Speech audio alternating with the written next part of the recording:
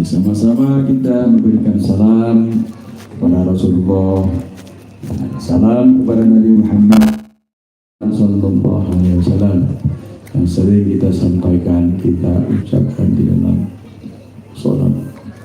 Ya tahiyatun mubarakatuh salawatun thayyibatillah.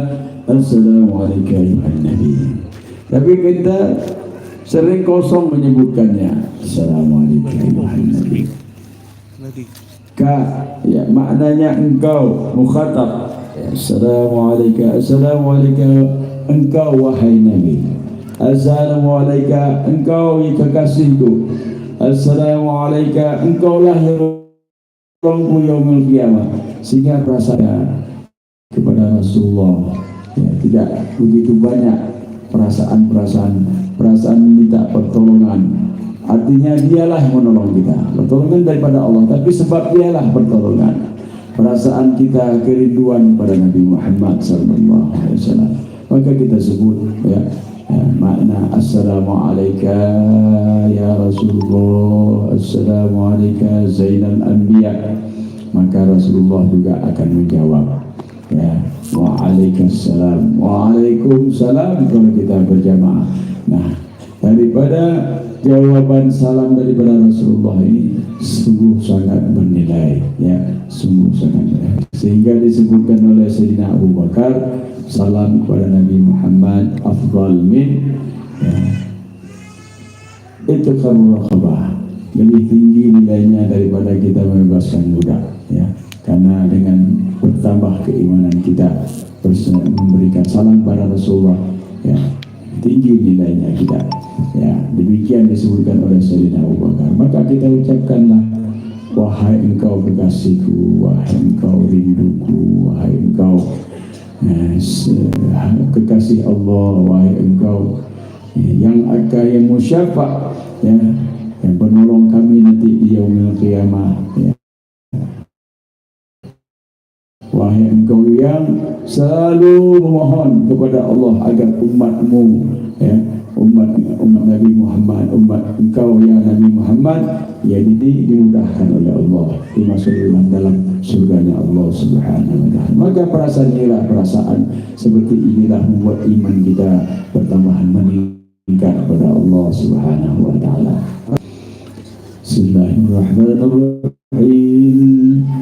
Assalamu alayka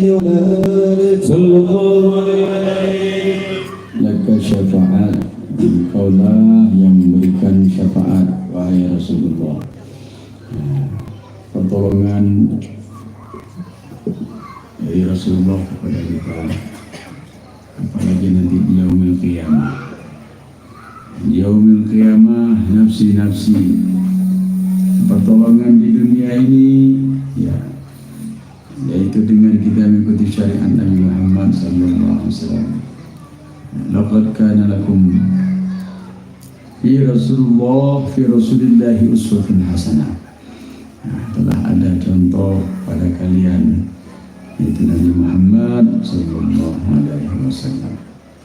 Laka syafa'an yaum az-ziham, hari yang sangat berat bersama kita di sana, nafsi-nafsi,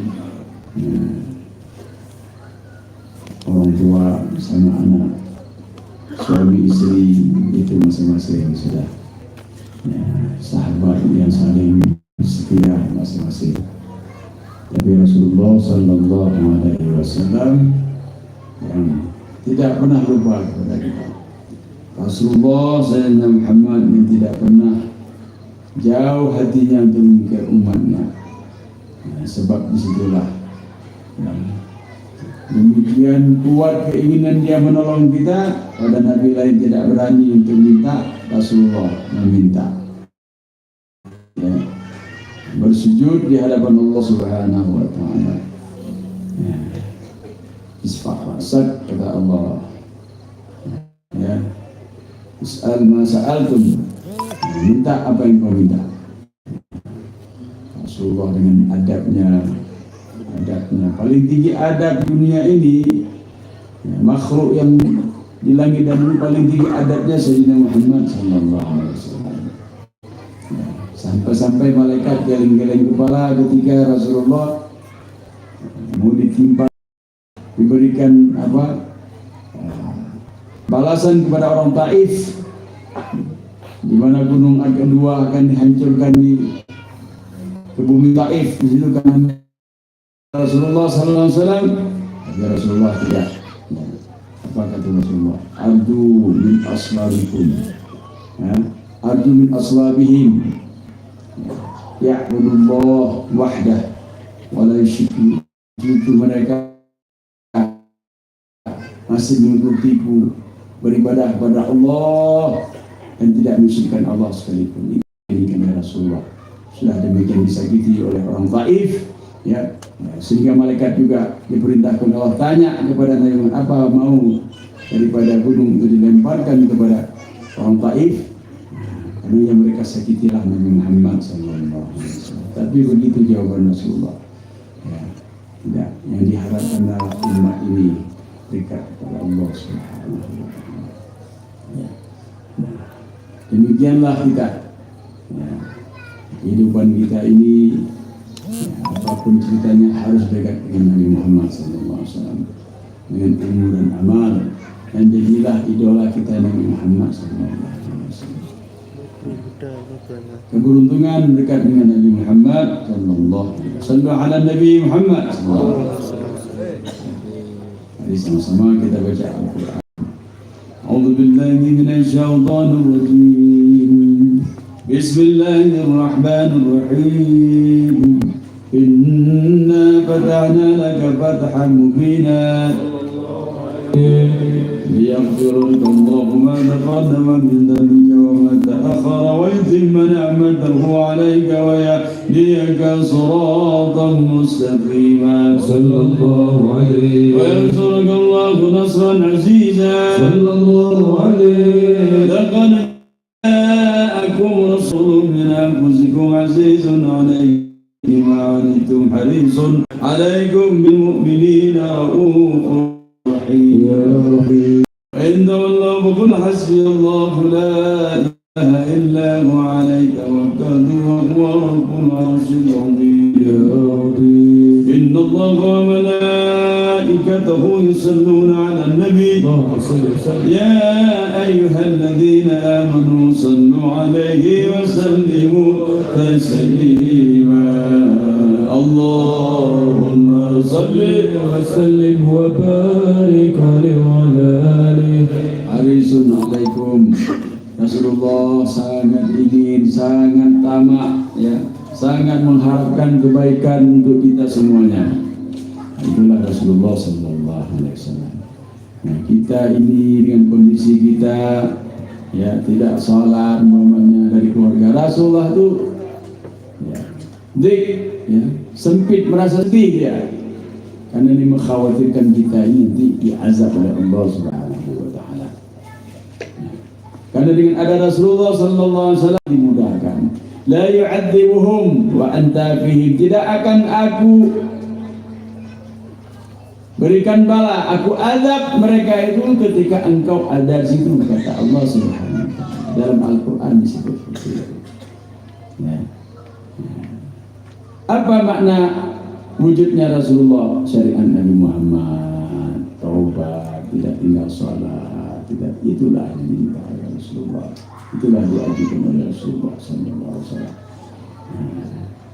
Demikianlah, ya. Maka keinginan Rasulullah ini kepada kita ini kita sambut, ya. Sedikit kita salawat aja sudah diampunkan dosa oleh Allah Subhanahu wa Ta'ala. Kita salawat dimudahkan hajat oleh Allah.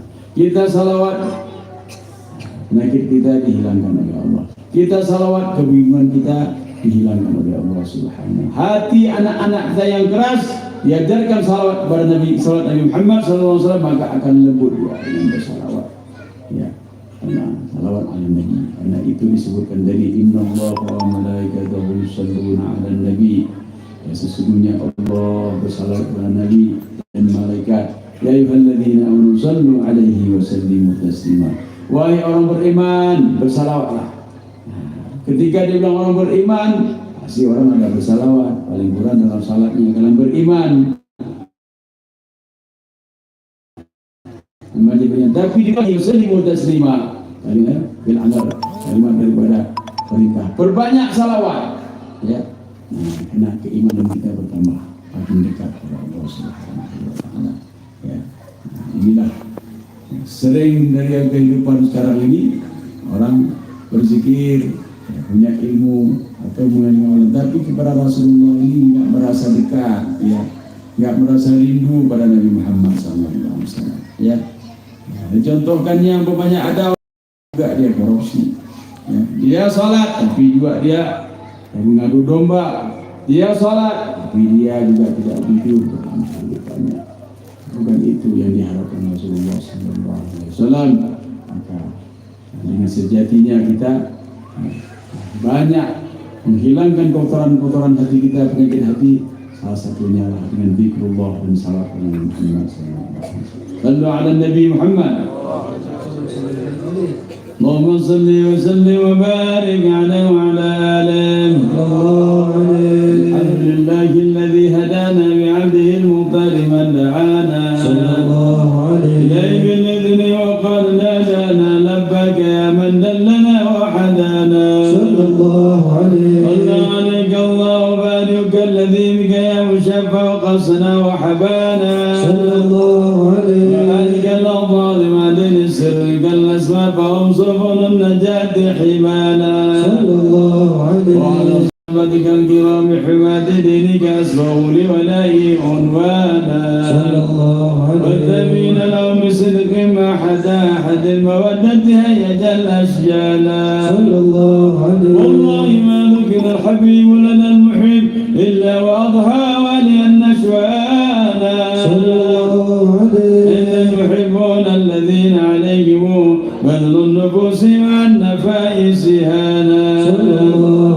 لا يسمعون بذكر طه المصطفى إلا بإذا شهداء برانا. فجدت الأرواح تشتاق اللقاء وتعن تسأل ربها رضوانا. المحبين كذا فاسمع إلى جهل المشفع والرب الأذان. واصل إلى أوصاف طه المجتبى واغضر قلبك يمتلئ بدلالا. يا ربنا صل وسلم دائما على حبيبك من إليك دعانا. اللهم صل وسلم وبارك عليه وعلى آله.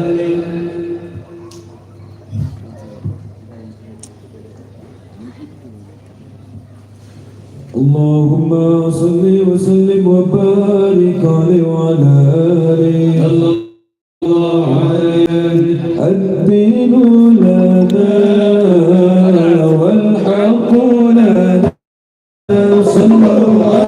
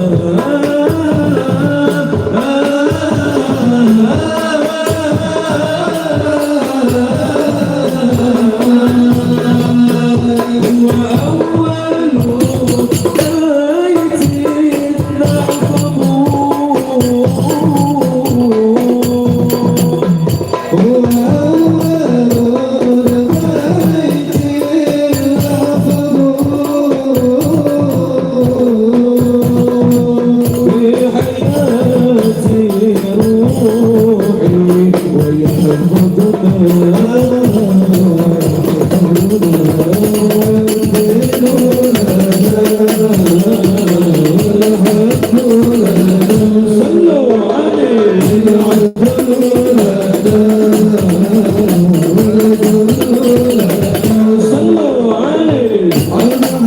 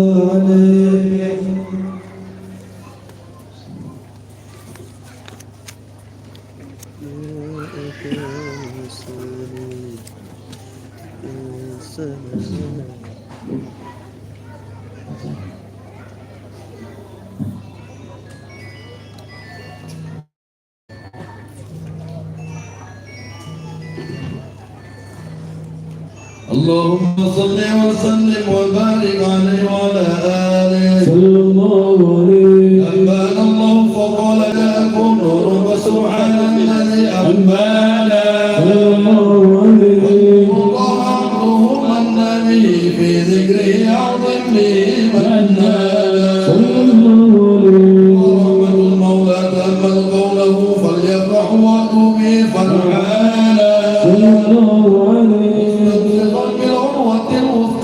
ومعتصما بحبل الله من أنشانا صلى الله عليه. واستشهد أنوار من قيل متى كنت نبيا قال آدم كان صلى الله عليه. بين القرآن وبين الماء قال صلى الله عليه. لم تنطلق من شبهتين إلا أنا في خيرها حتى بروزي أنا صلى الله عليه. أنا خيار من خيار قد خرجت من نكاح الإلهي صانا صلى الله عليه.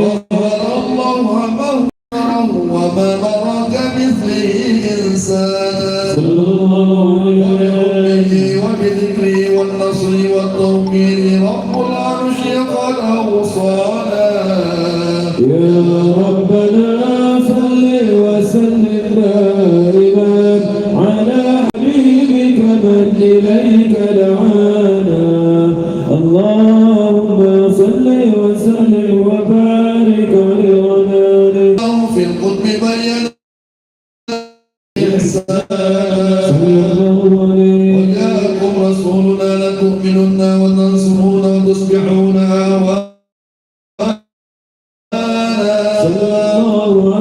قد بشروا أقوامهم بالمصطفى عظيم بذلك المبدا ومكانا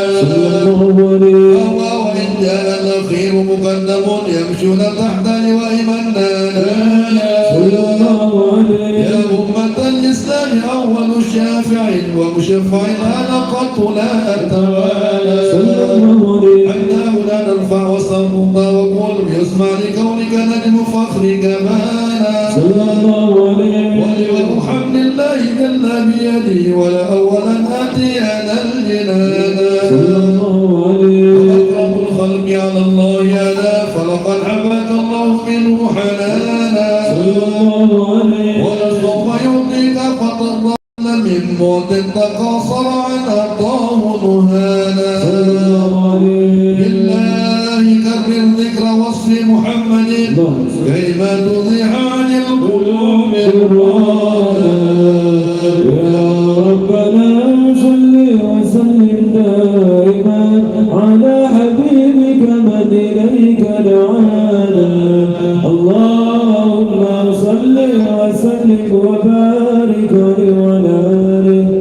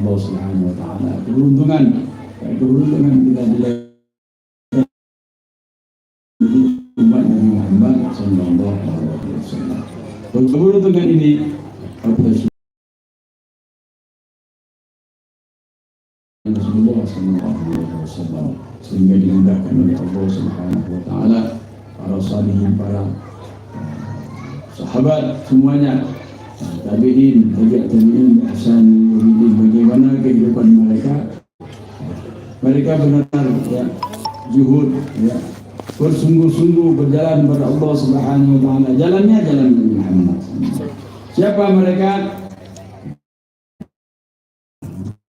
Yang pertama adalah ya, sahabat, tabi'in, tabi'in, dan mereka di antara mereka ada yang ahli ilmu, ulama, para sahabat, ulama para tabi'in, ulama tabi'in, ulama yang takadimin, ulama takhirin, yang mereka ini adalah pewaris daripada ya, ilmu Rasulullah, pewaris Rasulullah, ya, ulama memberikan syafaat kepada orang yang mengikutnya.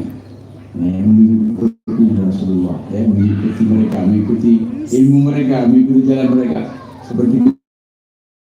Dan disebutkan ada syuhada, ya, syuhada jihad dia, tetapi dia syahid ketika dia akhirat, seperti orang seperti kita sekarang. Makanya ada yang saleh yang dia tidak berperang, tetapi dia dan nafsunya, kemudian dia dapatkan makam yang tinggi, menjadi orang yang saleh, orang menjadi aulia illah, ya, nah dia ini juga akan memberikan syafaat, ya, sebagai orang yang orang yang syahid kepada kita, kepada terutama para keluarganya. Nah inilah di mana Allah memberikan kepada orang-orang yang bersungguh-sungguh mengikuti jalannya Rasulullah Sallallahu Alaihi Wasallam. Kita baca pasal yang keempat, ya, pasal yang keempat. Nanti baru kita baca. اللهم صل وسلم وبارك عليه وعلى آله صلى الله عليه. لما دنا وقت البروز لأحمد إذ من مشاءه قد كان صلى الله عليه. به الأم الآمنة بنت وهب من لها على الإناء مكانا صلى الله عليه. المنطلق عبد الله بن عبد المطلب رأى البرهان صلى الله عليه. قد كان يعمر نور الله وجهه وسائل الابن المعصوم عيانا صلى الله عليه. وابن هاشم الكريم شبل عبد المنابر بن قصي كان صلى الله عليه. ويرثه يدعى حكيما شاده كقد لازم في ذلك الشان صلى الله عليه. وانظر رسول المصطفى حتى ترى في سلسله اصوله الدلال صلى الله عليه. وهناك كيف على برفيع الاسماعيل كان للابي معوانا صلى الله عليه. وحينما حملت به امنه لم تشكو شيئا ياخذ المسوانا صلى الله عليه. وبها احاط اللطف برب السماء اقصى الاذى والهم والاحزان صلى الله عليه. كما قد جاء ما عملت به ان المهيمن شر الاكوان صلى الله عليه. من في باطها فاستبشرت ولنا المخاض فاطلع الرضوان سبحان الله والحمد لله ولا اله الا الله والله اكبر سبحان الله والحمد لله ولا اله الا الله والله اكبر سبحان الله والحمد لله ولا اله الا الله والله اكبر سبحان الله والحمد لله ولا اله الا الله والله اكبر. ولا حول ولا قوة الا بالله العلي العظيم في كل لحظات ابدا عدد خلقه ورضا نفسه وزينة عرشه ومداد كلماته صلى الله عليه. وتجلت الانوار من كل الجهات فوقت بلاد المشفع حانا صلى الله عليه. فجر أبرزا شمس الهدى ظهر الحبيب مكرما ومصانا صلى الله على محمد صلى الله عليه وسلم صلى الله على محمد صلى الله عليه وسلم. الله يا نبي السلام عليك يا رسول السلام عليك يا حبيب السلام عليك صلوات الله عليك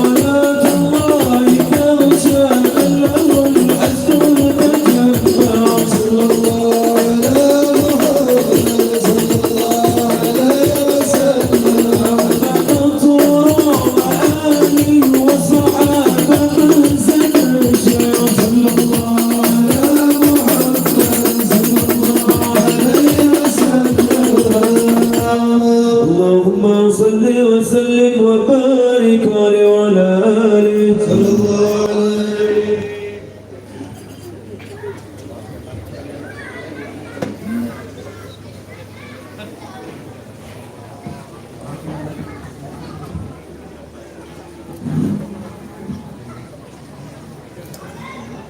Closing.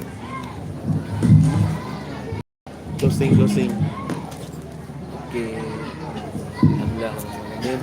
Alhamdulillah. Bismillahirrahmanirrahim. Assalamualaikum warahmatullahi wabarakatuh. Alhamdulillah. Terima kasih. Alhamdulillahirabbil alamin wa bihi nasta'in ala umuri dunya waddin wa ala alihi wa sahbihi ajma'in amma ba'd.